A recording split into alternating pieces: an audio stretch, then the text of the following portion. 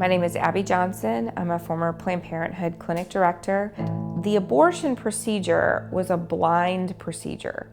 So an ultrasound was used, but we only used the ultrasound to determine how far along the woman was in her pregnancy. Then the ultrasound was rolled away, and the doctor would come in and he had a suction tube, and he would just blindly poke around inside the woman's uterus until he thought he had enough blood and tissue in a glass jar.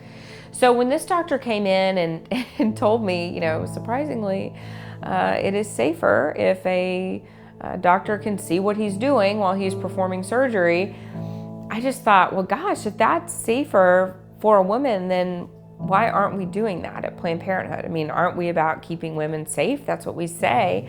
So I went and asked my supervisor about it. She said using an ultrasound during an abortion takes about an extra 3 to 5 minutes of time.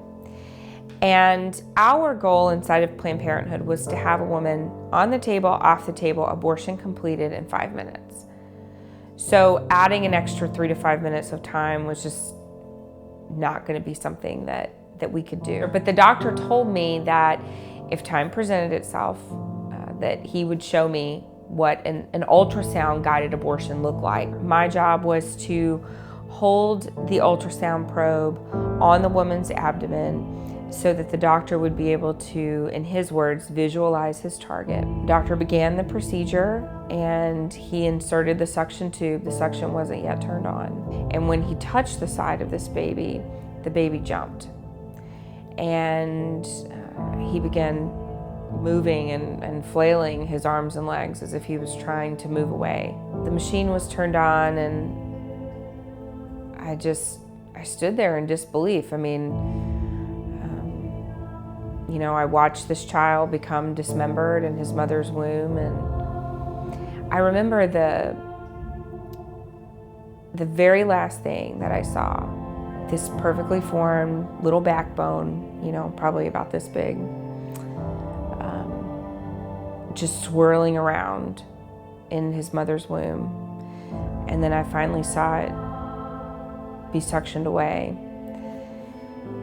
And then the screen was black.